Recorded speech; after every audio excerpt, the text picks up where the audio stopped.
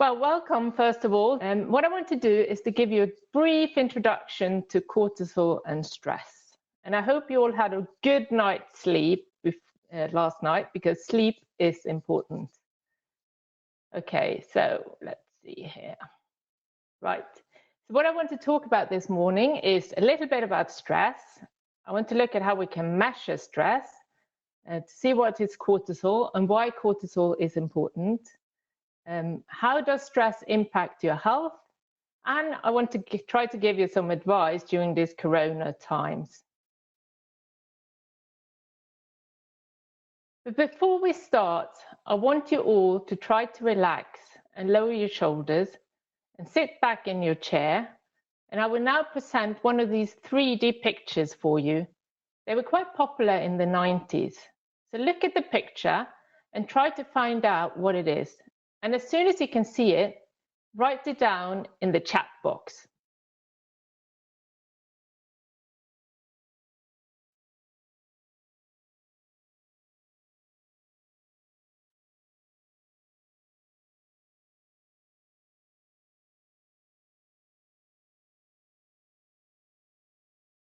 Ah!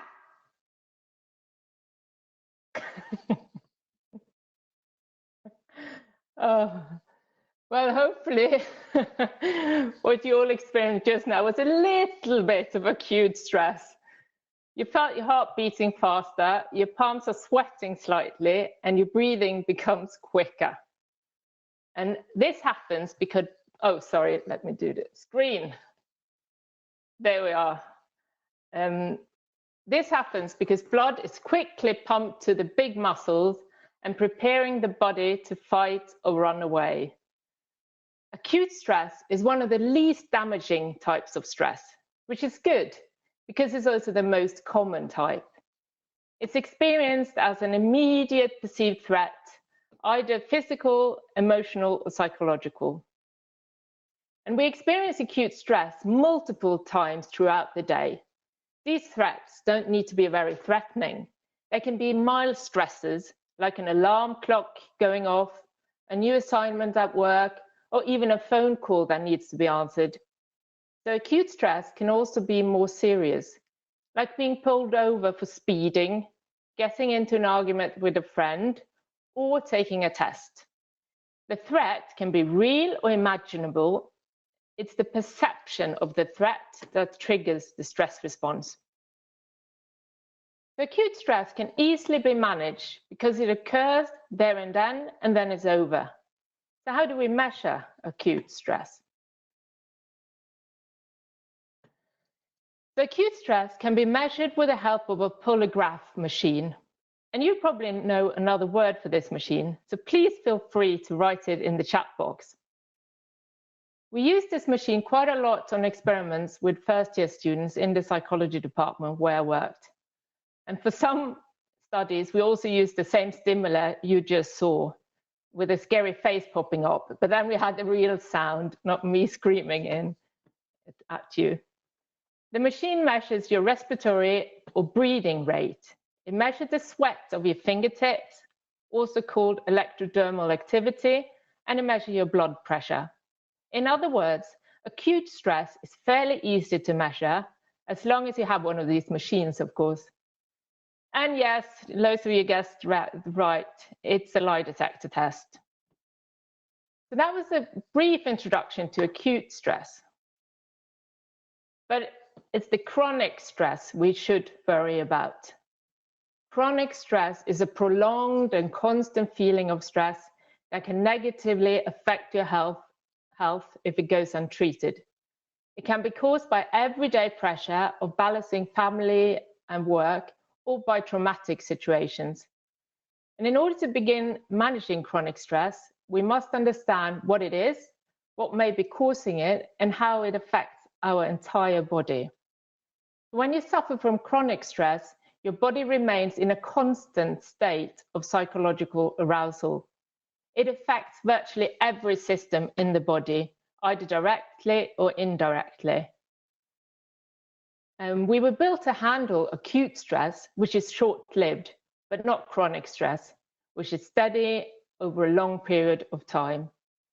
The chronic stress responses occurs all too frequently in our modern lives. Everything from high-pressure jobs to loneliness to busy traffic can keep the body in a state of the perceived threat. And in this case, a fight or flight response, which was designed to help us fight a few life-threatening situations spaced out over a long period, like for example being attacked by a tiger every so often, it can now make us become ill, either physically or mentally. And in fact, it is estimated that over 90% of doctors' visits are for conditions in which stress plays a role. What happens to the body when you experience chronic stress? When you are stressed, the body starts to produce cortisol. You can think of cortisol as nature's built-in alarm system. It's your body's main stress hormone, and it works with certain parts of your brain to control your mood, motivation, and fear. Cortisol is produced in the adrenaline gland just above your kidneys. And the level of cortisol that is produced is decided and adjusted by the brain. So in other words, how you feel have a direct impact on how much cortisol you produce. For instance, when your body is on a continuous high alert, such as in chronic stress, cortisol can alter or shut down functions that gets in the way. This might include your digestive or reproductive system, your immune system, or even your growth processes.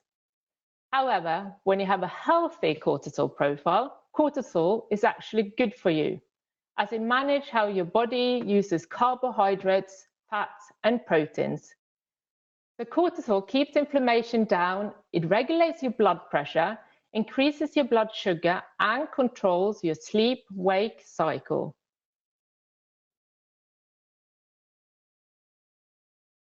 So you can measure cortisol in saliva or with blood samples. When I did research in this field, we mainly used saliva samples as it is less intrusive on the participants and it's easier to analyze. As you can see from the picture on the left, participants are asked to put a cotton swab under their tongue for a couple of minutes and then place the swab back in a plastic tube. Here you can also see a picture of me in the lab analyzing cortisol sample. Yes, this is many years ago and with a completely different hairstyle. So, how can you tell you have a healthy or an unhealthy cortisol profile? To look at cortisol profile, we need to take several samples during the day. And because cortisol is so closely related to your diurnal pattern, it's important to take the samples according to when you wake up in the morning. You can think of cortisol similar to adrenaline that gets you up in the morning, or as drinking a big cup of coffee. It gives you a kick and prepares you for the day.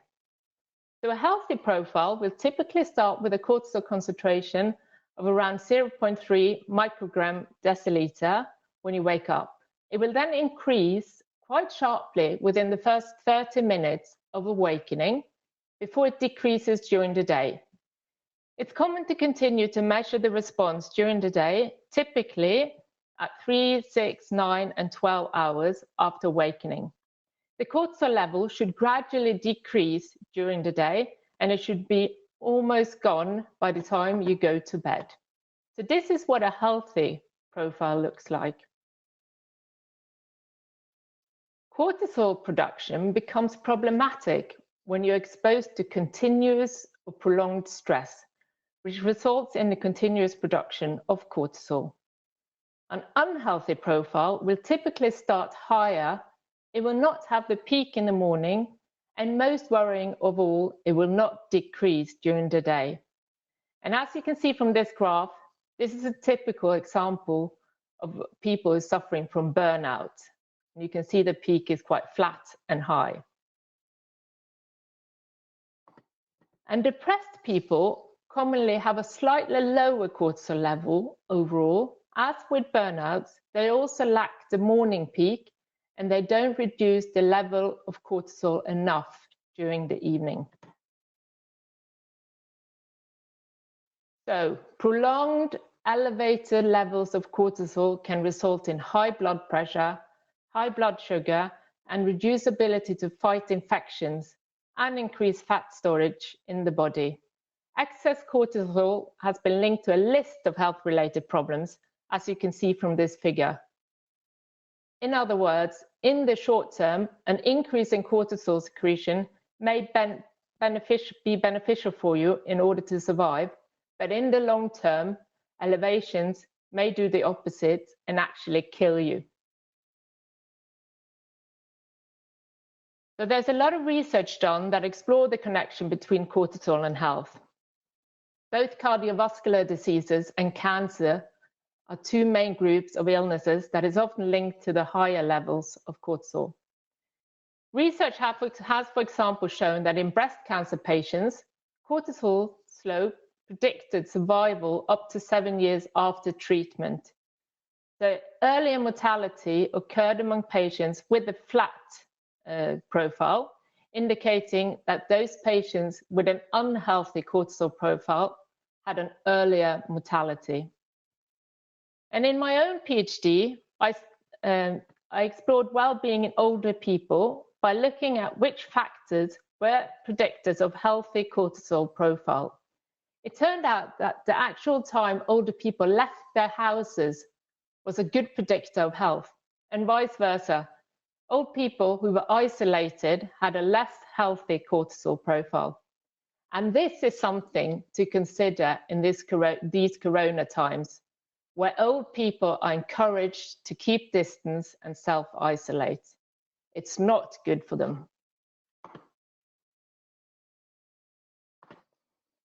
Right, so a bit about the current situations. As the society in Norway and Sweden are gradually turning back to normal, it's been a couple of very strange months we put behind us. And it's little doubt that the situation with the COVID-19 has had a big impact on us all. It's been stressful. My guess is that if we had been able to compare our cortisol level from what it was in early February to what it was at the end of March, it would have been way higher for almost all of us. If we were to compare February with today, then I'm not sure, as we have gradually adapted to the situation and life is now turning back to normal.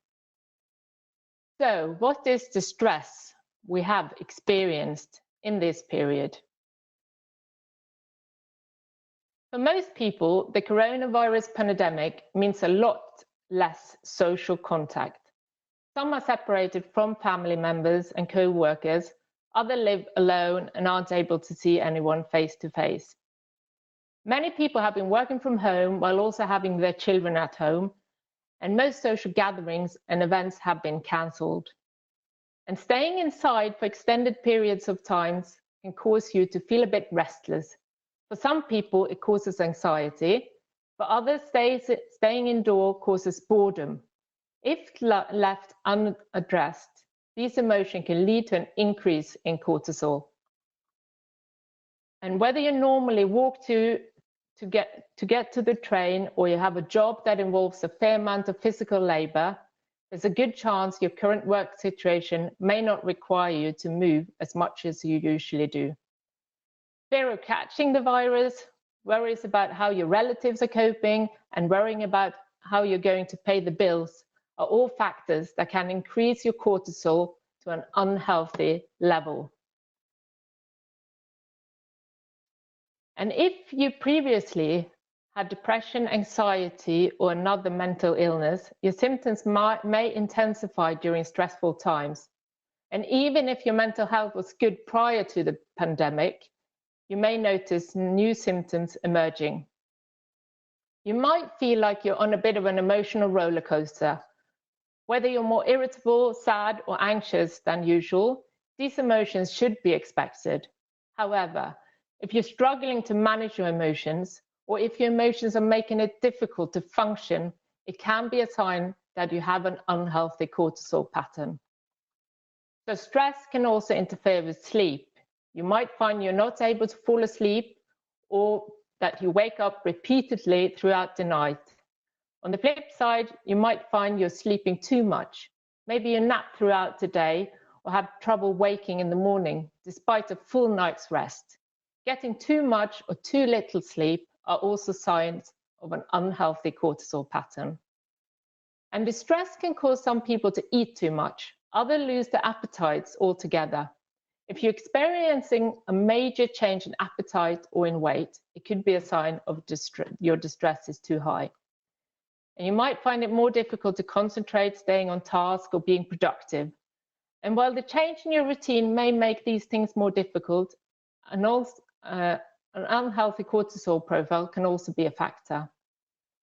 If you're having trouble taking care of your daily needs, taking a shower, doing household chores, or caring for your kids, it might be a sign that you may need to take serious steps to improve your psychological well-being. And this is when it might be a good time to see your doctor. So there's little doubt we are experiencing more stress than normal during this pandemic. Luckily, the literature is also suggesting some steps we can take to lower cortisol levels and sustain a healthy profile. Exercise is perceived by the body as a form of stress, and it stimulates the release of cortisol. In general, the more your fitness improves, the better the body becomes at dealing with physical stress. This means that less cortisol will be released during exercise and also in response to emotional and psychological stresses. You don't need to exercise very hard to experience stress reduction. In fact, exercising too much or too hard actually increases cortisol. So 20 to 30 minutes of light activity like walking or biking is ideal for most people. Nutrition can influence cortisol for better or for worse. Sugar intake is one of the classic triggers for cortisol release. Regular high sugar intakes may keep your levels elevated. Interestingly, sugar can also reduce the amount of cortisol release in response to specific stressful events. But taken together, these effects explain why sweet desserts are good comfort food, but frequent or excess sugar increases cortisol over time. Other types of food that has been linked to healthy cortisol profile is dark chocolate, fruits, tea, yogurt, and of course, plenty of water. So whether it's knitting, meditation, gardening, Sudoku, or other activities that makes you relax, finding your own coping skill is good for you in order to reduce your cortisol. One of the best ways to gain more control over your thoughts is through meditation and mindfulness. And it's supposed to be one of the best ways of improving mental health and reducing stress. Meditation decreases cortisol by increasing feeling good chemicals like serotonin and endorphins. Importantly, you should reduce your habits of multitasking. Multitasking is the opposite of mindfulness. So even the seemingly unconscious habit of frequently interrupting what you're doing to check your phone or emails increases heart rates and cortisol levels. So stop multitasking and start focusing on doing one thing at a time. We've been lucky in Norway and Sweden as we can still spend time outside despite the pandemic. It's been shown simply spending time outdoors lowers cortisol, blood pressure, and pulse rate. In fact, just by looking at a picture of a forest landscape reduces cortisol, while walking in the woods will, of course, decrease it even more. And in all the studies I've been involved with, we always ask participants about the quality of the sleep the night before we took the cortisol samples, as we knew this would affect the levels of cortisol the next day. So sleeping in time with your body's biorhythm and getting enough quality sleep can help you lower your cortisol levels naturally. Ideally, getting to bed around 10 o'clock will help you avoid a late evening cortisol spike, which could make it harder to go to sleep. But for most people, it hasn't been all bad, this period we've gone through. We had more time with the family. We've had time to spend on hobbies. There's no commute to work. We're all in the same boat, and the pandemic won't last forever. And as you can see from this article, in Japan, suicide has actually decreased during the COVID-19 lockdown. So with that, all I want to say is thank you.